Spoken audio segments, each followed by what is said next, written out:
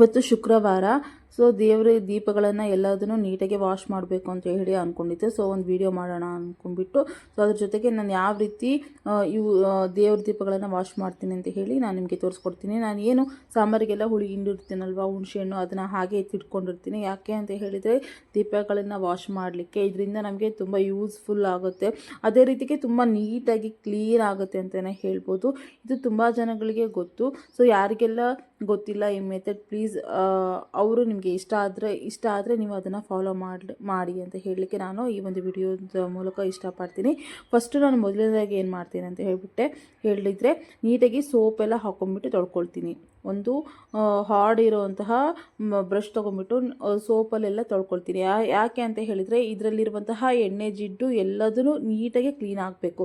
So ಆವಾಗ ಅದೆಲ್ಲ wash ಮಾಡಿಕೊಂಡ್ರು ಕೂಡ ಏನಾಗಿರುತ್ತೆ, ಒಂದು ಕಲಿ ಚುಕ್ಕಿ ಉಳಿದಿರುತ್ತೆ. ಸೊ ಅದನ್ನು ನಾವೇನು ಮಾಡ್ತೀವಿ, ಹುಣಸೆಹಣ್ಣು ಹಾಕಿ ತೊಳ್ಕೊಳ್ತೀವಿ ಫಸ್ಟ್. ಅದಕ್ಕಿಂತ ಮುಂಚೆ ನಾವೇನು ಮಾಡಬೇಕು, ಈಗ ಸೋಪಲ್ಲಿ ನೀಟಾಗಿ ಒಂದು ಸ್ವಲ್ಪ ಹಾರ್ಡ್ ಇರೋ ಬ್ರಷನ್ನೇ ತೊಗೊಂಡು ನೀಟಾಗಿ ತಿಕ್ಕೊಳ್ಬೇಕಾಗುತ್ತೆ. ನೋಡಿ ಯಾವ ರೀತಿ ಎಷ್ಟು ಗಲೀಜಾಗಿದೆ ಅಂತ ಹೇಳಿಬಿಟ್ಟು. ಈ ರೀತಿ ಆಗಿರೋದು ಎಣ್ಣೆ ಅಂಶ ಎಲ್ಲ ನೀಟಾಗಿ ಅದು ವಾಶ್ ಮಾಡ್ಕೊಳ್ಬೇಕು ನಾವು ಫಸ್ಟಾಗಿ.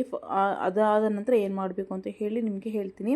ಸೊ ಯಾರೆಲ್ಲ ನನ್ನ ವಿಡಿಯೋನ ಹೊಸದಾಗಿ ನೋಡ್ತಾ ಇದ್ದೀರೋ ಪ್ಲೀಸ್ ನನ್ನ ಚಾನಲ್ಗೆ ಸಬ್ಸ್ಕ್ರೈಬ್ ಮಾಡಿ, ಅದೇ ರೀತಿಗೆ ಸಪೋರ್ಟ್ ಮಾಡಿ ಅಂತ ಹೇಳಿ ನಿಮ್ಮಲ್ಲಿ ಕೇಳ್ಕೊಳ್ತೀನಿ. ಯಾರು ಸಬ್ಸ್ಕ್ರೈಬ್ ಆಗ್ತಿರೋ ಅವರಿಗೆ ನಾನು ಯಾವುದೇ ಒಂದು ವಿಡಿಯೋ ಆಗಲಿ ಅವರಿಗೆ ಫಸ್ಟು ಮುಂಚಿತವಾಗಿ ನಮ್ಮ ವಿಡಿಯೋ ಅವರಿಗೆ ಶೇರ್ ಆಗುತ್ತೆ ಅಂತ ಹೇಳ್ತೀನಿ. ಸೊ ಹಾಗಾಗಿ ನನಗೆ ನನ್ನ ಚಾನಲ್ಗೆ ಹೊಸದಾಗಿ ಯಾರು ನೋಡ್ತಿದ್ದೀರೋ ಅವರೆಲ್ಲರೂ ಪ್ಲೀಸ್ ನನ್ನ ಚಾನಲ್ಗೆ ಸಬ್ಸ್ಕ್ರೈಬ್ ಮಾಡಿ, ಅದೇ ರೀತಿಗೆ ಸಪೋರ್ಟ್ ಮಾಡಿ ಅಂತ ಹೇಳಿ ಈ ಒಂದು ವಿಡಿಯೋದ ಮೂಲಕ ನಾನು ನಿಮ್ಮಲ್ಲಿ ಕೇಳ್ಕೊಳ್ತೀನಿ. ನೋಡಿ ಈ ರೀತಿಯಾಗಿ ನೀಟಾಗಿ ನಾನು ಏನು ಮಾಡ್ತೀನಿ, ಸೋಪಲ್ಲಿ ವಾಶ್ ಮಾಡ್ಕೊಳ್ತೀನಿ. ಅದಾದ ನಂತರ ಯಾವ ರೀತಿ ಚೇಂಜಸ್ ಆಗುತ್ತೆ ಅಂತ ಹೇಳಿಬಿಟ್ರೆ ತುಂಬ ಒಳ್ಳೆಯ ರೀತಿಯಾಗಿ ಇದು ನಮಗೆ ರಿಸಲ್ಟ್ ಕೊಡುತ್ತೆ ಅಂತಲೇ ಹೇಳ್ಬೋದು. ಇದು ತುಂಬ ಜನಗಳು ಏನು ಮಾಡ್ತಾರೆ ಅಂತ ಹೇಳಿದರೆ, ಅಂಗಡಿಯಲ್ಲಿ ಸಿಗುವಂತಹ ಹಿತ್ತಾಳೆ ಅಥವಾ ತಾಮ್ರದ್ದು ಸೀಗೆಕಾಯಿ ಪೌಡರ್ ಅಂತ ಹೇಳಿ ಬರುತ್ತೆ, ಆ ಪೌಡರ್ ತೊಗೊಂಡ್ಬಿಟ್ಟು ಮನೇಲಿ ತಂದುಬಿಟ್ಟು ವಾಶ್ ಮಾಡ್ಕೊಳ್ತಾರೆ. ಆದರೆ ನಾನು ಹಾಗೆ ಮಾಡೋದಿಲ್ಲ.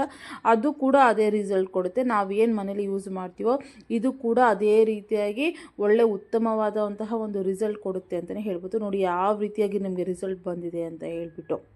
ಸೊ ಇಷ್ಟೆಲ್ಲ ನಾನು ಸೋಪ್ ಹಚ್ಕೊಂಡ್ಬಿಟ್ಟು ವಾಶ್ ಮಾಡ್ಕೊಂಡಾದ್ಮೇಲೆ ಏನು ಮಾಡ್ತೀನಿ ಅಂತ ಹೇಳಿದರೆ, ಹುಣಸೆಹಣ್ಣು ಇರುತ್ತಲ್ವ, ಸೊ ಇದನ್ನು ನೀಟಾಗಿ ಎಲ್ಲ ಕಡೆಯೂ ನಾನು ಅಪ್ಲೈ ಮಾಡ್ತಾ ಹೋಗ್ತೀನಿ.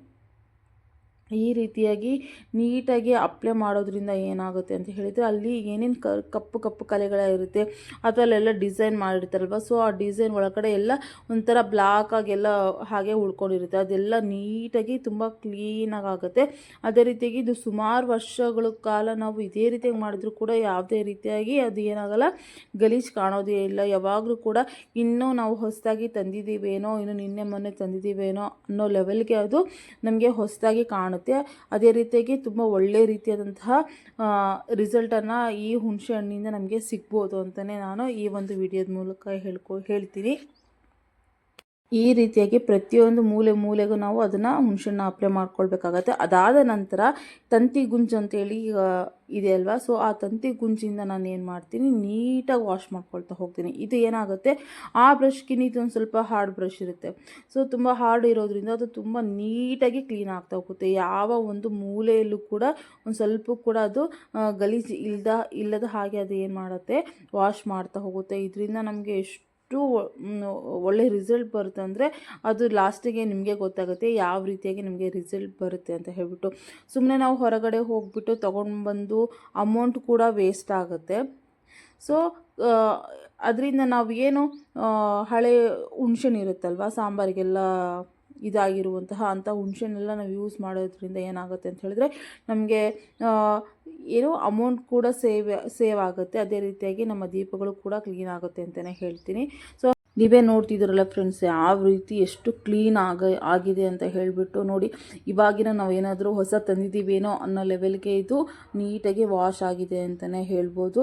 ಈ ರೀತಿಯಾಗಿ ಏನು ಹಳೆ ಹುಣಸೆಹಣ್ಣು ಉಳಿದಿರುತ್ತೋ ಸೊ ಅದನ್ನೇ ನೀವು ಕ್ಲೀನ್ ಮಾಡ್ಕೊಳ್ಳಿ. ಕ್ಲೀನ್ ಮಾಡೋದ್ರಿಂದ ನಮಗೆ ಏನಾಗುತ್ತೆ ಅಂತ ಹೇಳಿದರೆ ಅಮೌಂಟ್ ಕೂಡ ಸೇವ್ ಆಗುತ್ತೆ, ಅವು ದೀಪಗಳು ಕೂಡ ಕ್ಲೀನ್ ಆಗುತ್ತೆ ಅಂತಲೇ ಈ ಒಂದು ವಿಡಿಯೋದ ಮೂಲಕ ನಾನು ನಿಮ್ಮಲ್ಲಿ ಕೇಳ್ಕೊಳ್ತೀನಿ. ಇನ್ನು ಯಾರ್ಯಾರು ನನ್ನ ಚಾನಲ್ನ ಹೊಸದಾಗಿ ನೋಡ್ತಿದ್ದಾರೋ ಪ್ಲೀಸ್ ನನ್ನ ಚಾನಲ್ಗೆ ಸಬ್ಸ್ಕ್ರೈಬ್ ಮಾಡಿ, ಸಪೋರ್ಟ್ ಮಾಡಿ, ಅದೇ ರೀತಿಗೆ ಲೈಕ್ ಆ್ಯಂಡ್ ಕಮೆಂಟ್ ಮಾಡಿ ಅಂತ ಹೇಳಿ ಕೇಳ್ಕೊಳ್ತೀನಿ. ಸೊ ಇನ್ನು ಇದೇ ರೀತಿಯಾಗಿ ತುಂಬ ವೀಡಿಯೋಸ್ಗಳು ಮಾಹಿತಿ ನೀಡುವಂತಹ ವೀಡಿಯೋಸ್ಗಳು ನನ್ನ ಚಾನಲಲ್ಲಿ ಬರ್ತಾ ಇರುತ್ತೆ. ಆಲ್ಮೋಸ್ಟ್ ಹಿಂದೆ ಕೂಡ ನಾನು ತುಂಬ ವೀಡಿಯೋಸ್ಗಳನ್ನು ಹಾಕಿದ್ದೀನಿ. ಯಾರೆಲ್ಲ ಆ ವೀಡಿಯೋಸ್ಗಳನ್ನು ನೋಡಿಲ್ಲೋ ಪ್ಲೀಸ್ ಆ ವೀಡಿಯೋಸ್ಗಳನ್ನೇ ಎಲ್ಲ ನೋಡಿ. ಅದೇ ರೀತಿಯಾಗಿ ಇನ್ಮೇಲೆ ಕೂಡ ನಾನು ವ್ಲಾಗ್ಸನ್ನು ಮಾಡ್ತಾ ಹೋಗ್ತೀನಿ. ಡೈಲಿ ವ್ಲಾಗ್ ಆಗಿರ್ಬೋದು, ಅದೇ ರೀತಿಯಾಗಿ ನನ್ನ ಒಂದು ಲೈಫ್ ಸ್ಟೈಲ್ ಆಗಿರ್ಬೋದು. ಸೊ ಈ ರೀತಿಯಾದಂತಹ ಪ್ರತಿಯೊಂದು ಕೆಲವೊಂದು ವಿಷಯಗಳಿಗೆ ಸಂಬಂಧಪಟ್ಟಂತೆ ಸುಮಾರು ವಿಡಿಯೋಗಳು ನಾನು ನನ್ನ ಚಾನಲ್ನಲ್ಲಿ ಅಪ್ಲೋಡ್ ಮಾಡ್ತಾ ಹೋಗ್ತೀನಿ.